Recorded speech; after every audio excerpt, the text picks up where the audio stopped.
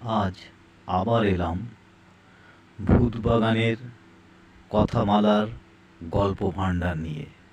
আজকের গল্প নারায়ণ গঙ্গোপাধ্যায় রচিত ভুতুড়ে কামরা।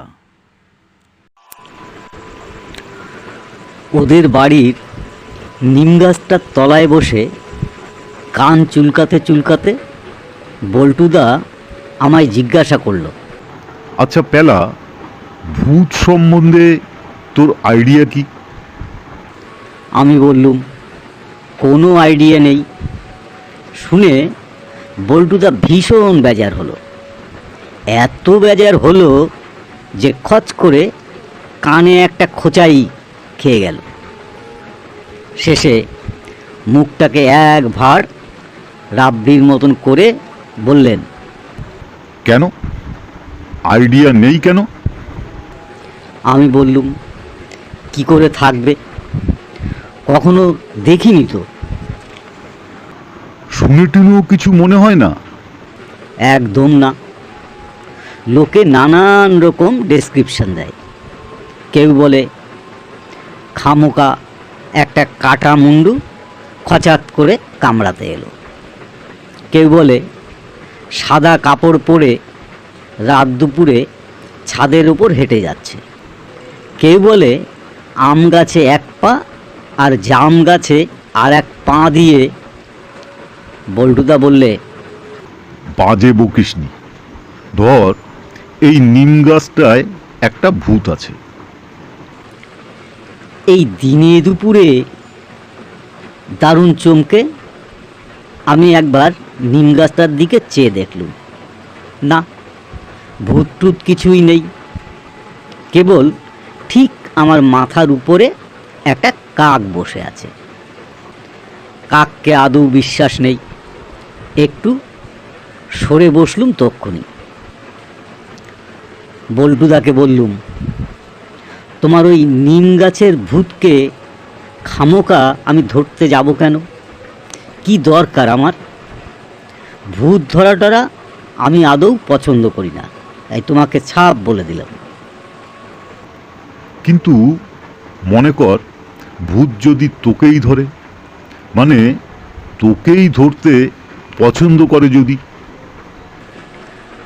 আমি দস্তুর মতন ঘাবড়ে গিয়ে বললুম, বল্টুদা, আমি এবার বাড়ি চলে যাব। বল্টুদা খপ করে আমার হাতটা চেপে ধরে টেনে বসালো। বলল, আহা, যাচ্ছিস কেন? বললুম বলেই কি সত্যি সত্যি ভূতে ধরছে নাকি তোকে? মানে আমি সেদিন ভূতের পাল্লায় পড়েছিলাম কি না, সেই ব্যাপারটাই তোকে বলবো। আমি বললুম, তুমি আবার কবে থেকে আমাদের টেনিদার মতন গল্পবাগীশ হলে বল্টুদা? টেনিদার নাম শুনেই বল্টুদা জ্বলে গেল। বললে, টেনি, তার কথা আর বলিসনি। তোদের দলের ওই সর্দারটা এক নম্বরের গুলবাজ। খালি বানিয়ে বানিয়ে যা তা গল্প বলে। সেদিন আবার আমাকে দিব্যি ভুজুং ভাজুং দিয়ে দি গ্রেট আবার খাবো রেস্তোরাঁয় 2.5 টাকা খেয়ে গেল। নাকটাকে কীরকম যেন তেলে ভাজা সিঙাড়ার মতন করে বল্টুদা বললে, যাবার আগে আমার পিঠ চাপড়ে কি সব মেফিস্টোফিলিস টিলিস বলে চলে গেল। কিচ্ছু বুঝতে পারলুম না। রামো, তিনি আবার একটা মানুষ। বুঝতে পারলুম টেনিদা বল্টুদার প্রাণে দারুণ দাগা দিয়ে গেছে। 2.5 টাকার শোক বল্টুদা আর ভুলতে পারছেন না। আমি সান্ত্বনা দিয়ে বললুম, টেনিদার কথা ছেড়ে দাও, ও ওই রকম। তোমার ভূতের গল্পটাই বলো। গল্প আমি বানিয়ে বলার মধ্যে নেই। যা বলবো একদম সত্য ঘটনা। আচ্ছা, বলতে থাকো। তখন বল্টুদা আর একবার বেশ করে কান চুলকে নিয়ে তারপর বলতে থাকলো। আমার বড়দিদির বড় মেয়ে, দিল্লিতে জন্মেছে বলে, যার নাম রাজধানী। ছোটবেলায় যাকে আমি ভুল করে দাঁতখানি বলে ডাকতুম, আর বড়দি যাকে বলতো ধানি লঙ্কা, তার বিয়ে হয়েছে এক কলিয়ারি ইঞ্জিনিয়ারের সঙ্গে। এবার পুজোর ছুটিতে আমি সেখানে বেড়াতে গিয়েছিলাম। দিন দশেক বেশ আরামে থেকে খুব খেয়ে দিয়ে ওদের মোটর গাড়িতে অনেক বেরিয়ে টেরিয়ে কলকাতায় ফিরে আসছিল। সন্ধ্যার পর গাড়ি বদলাতে হলো ছোট্ট একটা জংশন স্টেশন। ট্রেনে বেজায় ভিড়। শেষে দেখি পেছন দিকে একটা ছোট্ট সেকেন্ড ক্লাস কামরা, সব যাত্রী সেখান থেকে হুড়মুড় করে নেমে যাচ্ছে। দেখে খুব মজা লাগলো। আমি ফাঁকা গাড়িটায় টুপ করে উঠে বসলাম। 17 ইঞ্চি জড়ানো ছোট্ট বিছানাটা পেতে মাথার কাছে সুটকেসটা রেখে বেশ নিশ্চিন্ত হয়ে বসে পড়া গেল। ট্রেন আরও প্রায় 20 মিনিট এখানে থাকবে। আমি বসে বসে দেখতে লাগলাম অন্য সব গাড়িতে লোক উঠছে নামছে, এদিকে কেউ আর আসছে না। বোধহয় পেছন দিকের গাড়ি বলেই এটার উপর কারো নজর নেই। আমার ভীষণ ভালো লাগছিল। একটা রেলের কামরায় একলা যেতে ভারী মজা লাগে, নিজেকে বেশ লাট বিলাটের মতন মনে হয়। এর মধ্যে দুজন মারোয়াড়ি যাত্রী অনেক লটবহর নিয়ে আমার গাড়ির দিকে তাক করে আসছে। ভাবলুম, এই রে, এসে ঢুকলো বুঝি। হঠাৎ একজন লোক তাদের কি যেন বললে, অমনি তারা সঙ্গে সঙ্গে উল্টো দিকে ছুটল। আমার স্বস্তির নিঃশ্বাস পড়ল বটে, কিন্তু ব্যাপারটা ঠিক বুঝতে পারলুম না। তারপরেই মনে হলো ওদের বোধহয় 3rd ক্লাসের টিকিট ছিল। ওই লোকটা বলে দিয়েছে এটা 2nd ক্লাস, সেই জন্যেই সরে পড়ল। যাই হোক, বেশি ভেবে চিনতে লাভ নেই। গাড়ি ছাড়তে আরও কিছু দেরি আছে, কিন্তু আমি আর বসতে পারলুম না। একে তো আসবার আগে রাজধানী বিস্তর খাইয়েছে, বলেছে ছোট মামা, রেলে খালি পেটে থাকতে নেই, শরীর খারাপ করে। আমিও তাই শুনে লুচি মাংস মিষ্টিতে একেবারে গলা পর্যন্ত ঠেসে নিয়েছি। 3 ঘন্টা পেরিয়ে গেল, পেটে এখনো 1.5 মণ ভার। তাই রাত প্রায় 10টা বাজে। দারুণ ঘুম পাচ্ছিল। গাড়িতে যে উঠুক, আমি তো আপাতত লম্বা হই। যা ভাবা তাই করা। আমি শুয়ে পড়লাম। গাড়ি ছাড়তে বোধহয় মিনিট 10 দেরি ছিল, কিন্তু আমার ঘুমিয়ে পড়তে 3 মিনিটও লাগলো না। আর সেই ঘুমের ভেতরেই টের পেলুম ট্রেনের হুইসেল বাজছে, কামরাটা নড়তে আরম্ভ করেছে। প্রাণপণ চেষ্টায় আধখানা চোখ খুলে দেখলুম না, অন্য যাত্রী আর কেউ ওঠেনি। নিশ্চিন্তে ঘুমোনো যাক তবে। নিশ্চিন্তেই আমি ঘুমোলাম। রাত তখন কত হয়েছে জানি না। হঠাৎ আমার চটকা ভাঙল। ভীষণ মশা কামড়াচ্ছে, আর কীরকম একটা অদ্ভুত গন্ধ নাকে লাগছে। চমকে চেয়ে দেখি গাড়িটা দাঁড়িয়ে রয়েছে। কামরায় নিতল অন্ধকার। গোটাচারে আলো জ্বলছিল, পাখা ঘুরছিল, কিন্তু এখন আলো নেই, পাখাও চলছে না। ব্যাপারটা কি? বাইরে তাকালুম, কিচ্ছু দেখা যাচ্ছে না, শুধু কালো পাঁচিলের মতো থমথমে অন্ধকার। সে অন্ধকারে একটাও তারা নেই, জোনাকি নেই, কিচ্ছু নেই। জানলার অন্যদিকে তাকালুম, ঠিক এক দৃশ্য, যেন রাতারাতি গাড়িটাকে কেউ একটা আলকাতরা সমুদ্রের ভিতর তলিয়ে দিয়েছে। তারপর মনে হলো কেবল আলকাতরা নয়, ধোয়ার মতন কি যেন কুণ্ডলি পাকিয়ে উঠছে তার ভিতর। নিশ্চয়ই কুয়াশা। ব্যাপার কি? রাত যে কখনো এত অন্ধকার হয় সে আমি স্বপ্নেও জানতাম না। আকাশে যদি ঘন কালো মেঘ দেখা দেয়, তার ভেতরেও অন্তত আবছা একটা আলোর আভাস থাকে। মাঝে মাঝে বিদ্যুৎ চমকায়, তাও যদি না হয় লাইনের ধারে ঝোপে জঙ্গলে অন্তত দুটো একটা জোনাকির ফুলকি জ্বলে। এমন কাণ্ড তো কখনো দেখিনি। ট্রেন কি কোনো স্টেশনে থেমে আছে? তাহলে আলো কই? স্টেশনের বাইরে লাইন ক্লিয়ার না পেয়ে দাঁড়িয়ে রয়েছে। তাহলে সিগন্যালের বাতি তো দেখা যাবে। কোথায় সেসব? এদিকে একটা অদ্ভুত গন্ধ পাক খাচ্ছে নাকে। আর কি নিদারুণ যে মশা কামড়াচ্ছে, সে আর তোকে কি বলবো পেলা। তার ওপর দুর্দান্ত গরম। আমি বসে বসে ঘামতে লাগলুম। বেঞ্চির উপর পা ছড়িয়ে বসেছিলুম। মশাদের যত নজর দেখছি পায়ের ওপরই।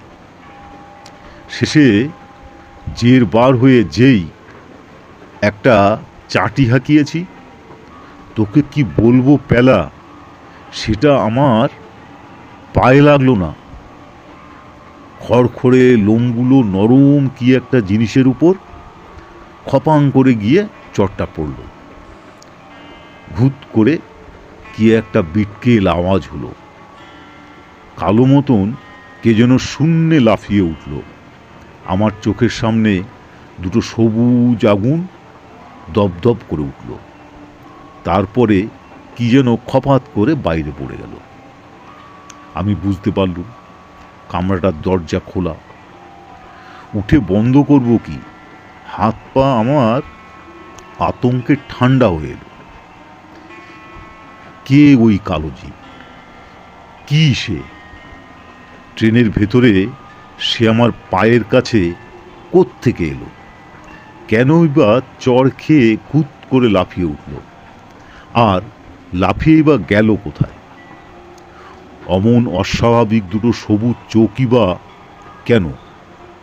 আর সে চোখে কোনো হিংস্র প্রতিহিংসা লুকিয়েছিল?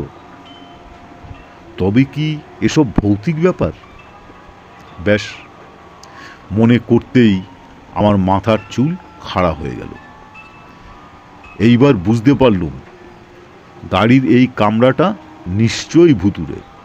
তাই জংশন স্টেশনে লোকগুলো সব হুড়মুড়িয়ে এই গাড়ি থেকে নেমে পালিয়েছে।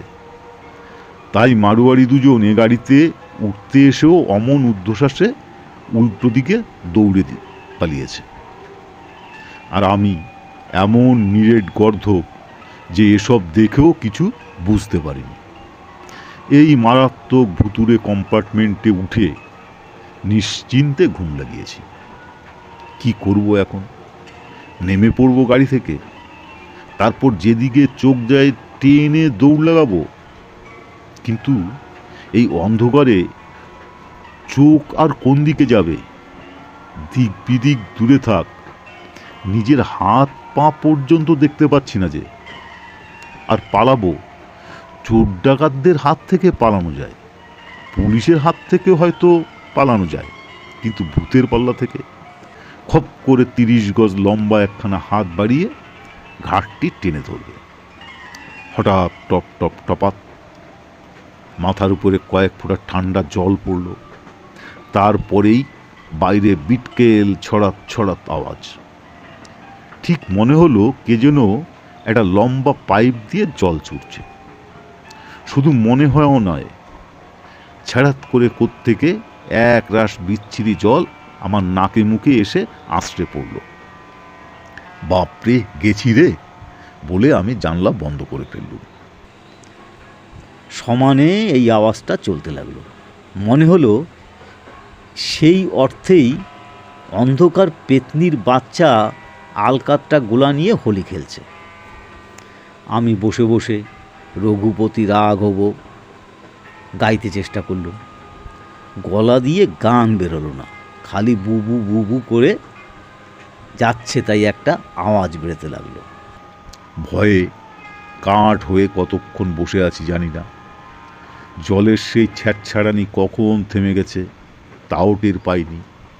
আচমকা সেই কালি ঢালা অন্ধকার আর সাদা কুয়াশার ভেতরে একটা লাল আলো। বিশ্বাস করবিনি পেলা, শুধুই একটা লাল আলো ঠিক গাড়িটার দিকে এগিয়ে আসছে। জানলার কাচের মধ্যে দিয়ে আমি স্পষ্ট দেখলুম। আমার মনে হলো এক চোখা যেন একটা দৈত্য হাঁ করে চলে আসছে আমার দিকে। এতক্ষণ চুপ করেছিলুম। এইবার আমি বাপরে মারে বলে আকাশ পাঠানোর চিৎকার ছাড়লুম। আর লাল আলোটা যেন শূন্যের ভিতর থমকে দাঁড়ালো, তারপরেই ধা করে কোন দিকে যেন মিলিয়ে গেল। আমার আর চোখ মেলে চেয়ে থাকবার সাহস ছিল না। বেশ বুঝতে পারছিলুম আজ এই ভুতুড়ে রেলগাড়িতে কামড়াতেই অপঘাতে আমার প্রাণটা যাবে। একবার গলায় হাত দিয়ে পৈত্যাটা খুঁজে দেখলুম, কিন্তু তাকে তো সেই 7 বছর আগে জামার সঙ্গে ধোপা বাড়িতে চালান করে দিয়েছি। এখন আর কোথায় পাওয়া যাবে বল? বেশ বুঝতে পারলুম আজ আমার 12টা বেজে গেল। আমাকে নিয়ে এই ভুতুড়ে কামড়াটা যে কোন নরকে গিয়ে হাজির হয়েছে কি জানি। কিন্তু এরপর একটার পর একটা বিভীষিকা আসতে লাগলো। আমার রক্ত একদম জমাট বেঁধে যাবে, তারপরেই সোজা হাট ফেল। বাড়িতে মা বাবার কাছে আর পৌঁছতে পারবো না। এখান থেকেই সোজা ভূতের দলে ভর্তি হয়ে যাব রে। চোখ বুজে মনে মনে রাম রাম জপ করছি। এমন সময় বাজখাই গলায় কে বলে উঠল, ইউ লোক। আঁতকে লাফিয়ে উঠল।